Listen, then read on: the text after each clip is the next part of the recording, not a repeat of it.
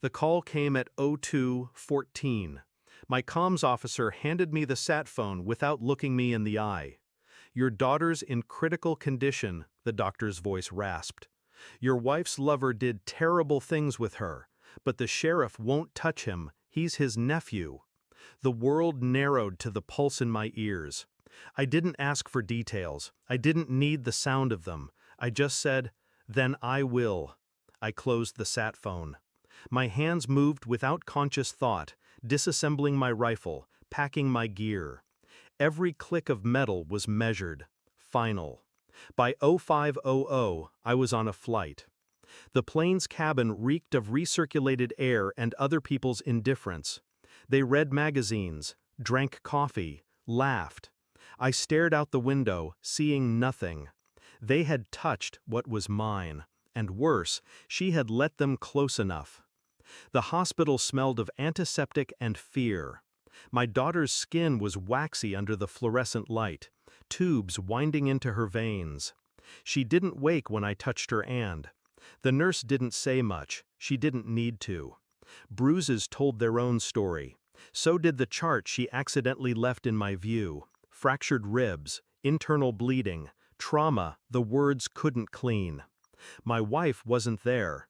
She arrived 2 hours later, sunglasses still on indoors, hair perfect. She didn't look at the bed long. "I didn't want to call you while you were away," she said. I watched her mouth move, but my mind replayed every moment I'd trusted her, every smile I'd believed. The sheriff came once, spoke to her in the hallway, left without entering the room. She returned, eyes avoiding mine. "He says there's not enough evidence." Not enough. For them, maybe. I didn't touch the whiskey I bought that night. Instead, I started a list. Names, times, connections. I learned the lover's name before dawn. I learned his habits by the next evening. Where he drank, the road he took home, the people he owed money to. But this wasn't just him. My wife had covered for him, lied for him, left our daughter alone with him. I accessed our phone records, numbers she deleted, calls at midnight, a hotel bill charged to our joint account 2 weeks before the incident. I waited, visited my daughter daily, listened to my wife talk about moving past it as if this were an argument over dinner, not flesh torn and bones broken. She never asked who I'd been calling. The private investigator handed me the file in a sealed envelope. I read it in my truck, engine off, rain ticking against the windshield.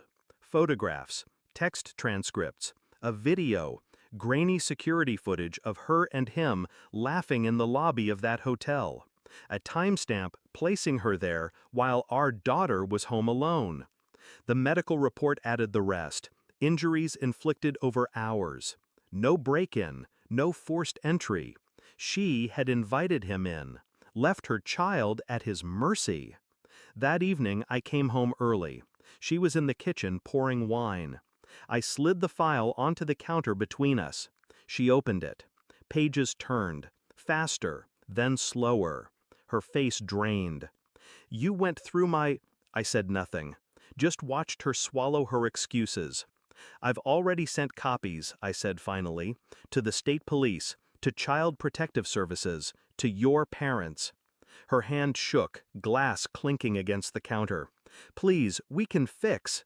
I stepped closer, my voice a whisper made of glass.